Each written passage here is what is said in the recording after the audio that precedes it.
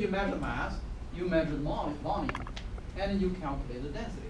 If the metal is gold, your density is going to be somewhere around 19.3 gram.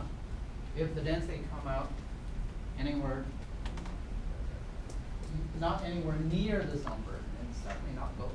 So that's the application there. And we can determine the identity of a particular matter. Remember, chemistry is the subject that studies the behavior of matter. And identity is one of them.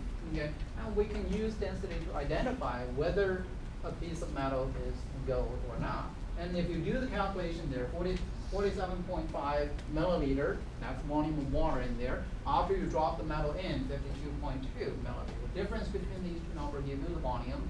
Mass is 23.5 gram. If you do the calculation there, 23.5 gram divided by 4.7 milliliter, 5.0 gram per milliliter.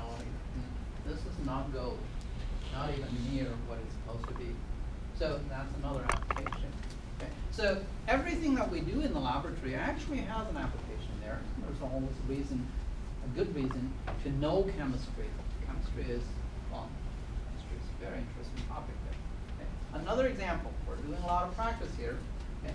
Copper has a density of 8.94 gram per cubic centimeter. Now a factory has a piece of copper with a mass of 57 kilogram, and we draw them into a wire with a diameter of 9.50 millimeter. How long can that wire be? So the application in manufacturing. You're running a factory there, and you have the incoming material, you know the mass, you want to produce the copper wire, you gotta know how long a piece of wire can you produce with 57 kilograms of copper there. Now how do you figure out this type of question? You say, well, you just told us all we need to do is dimensional analysis, converting one subunit to the other. Where does the conversion factor, where does the dimensional analysis fit in this particular type of question? Well, we give you a lot of information here. We ask you to calculate the length of the wire. Well, density, by definition,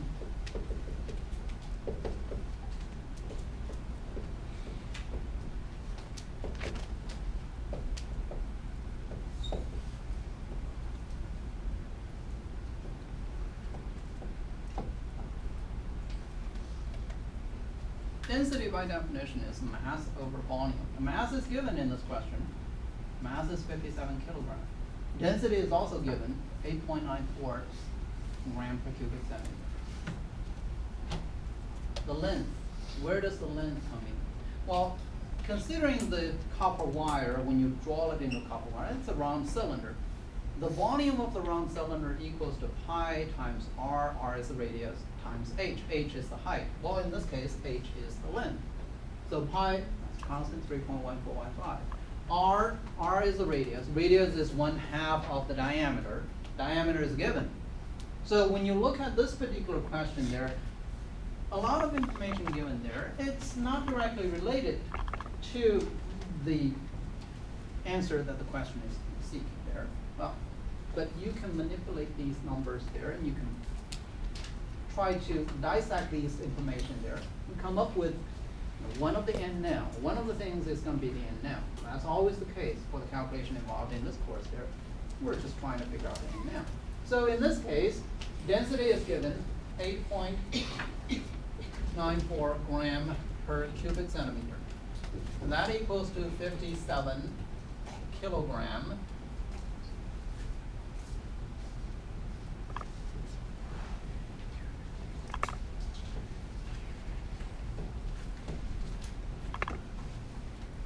Now, the first thing you need to pay attention to is the unit for the quantity given in the question there. 57 kilo, well, the unit for the density is gram per cubic centimeter.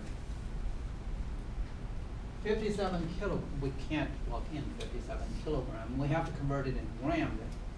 Now, conversion factor, now again, this is, well, kilo, I think you native speakers, you should know kilo means 1,000, right?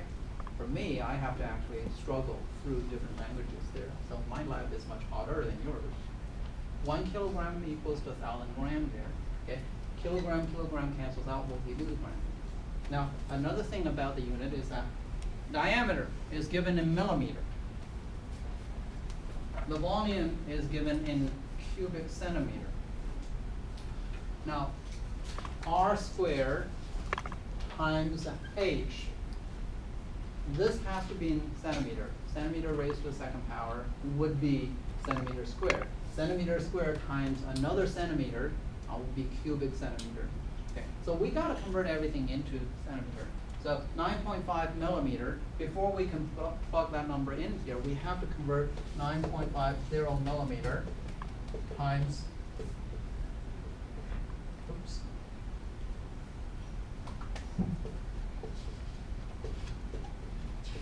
So that's another conversion factor, dimensional analysis we have to do. Converting millimeter into centimeter, this will give you 9.50 centimeter.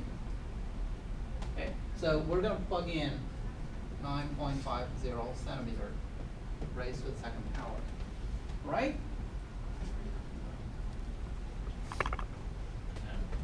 What's the diameter?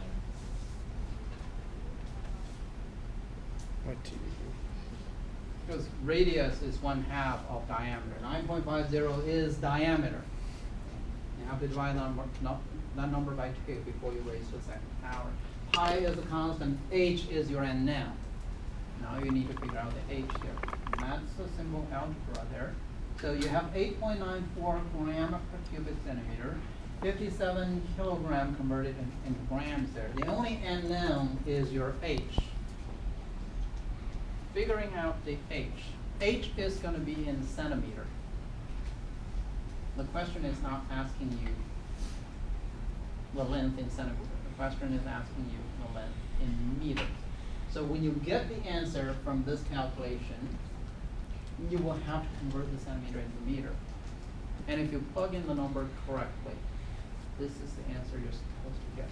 89.9547 meter. Round it up to how many sig fig?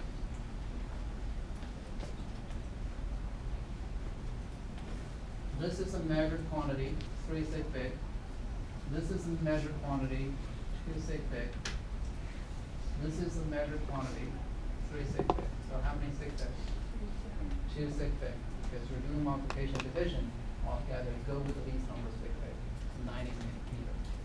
I need you to do this calculation up front. This is very important. I have the setup on the board. I went through the analysis of this particular question, giving every piece of information, using every piece of information given there, and trying to single out that unknown quantity and solve for it. I need you to go through the calculation, make sure you check the answer, 90 meters.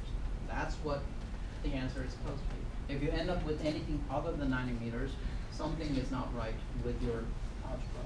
You need to double check and make sure the calculation is done correctly. So that's another type of question there, where you can see the dimensional analysis getting a little bit more complicated. Many different factors are given. You have to be able to synthesize the information and use the information given there and try to come up with a solution. And that's what's going to be a little bit more challenging. You are not going to be given pound to gram conversion directly. Those are the things that we start with dimensional analysis. Eventually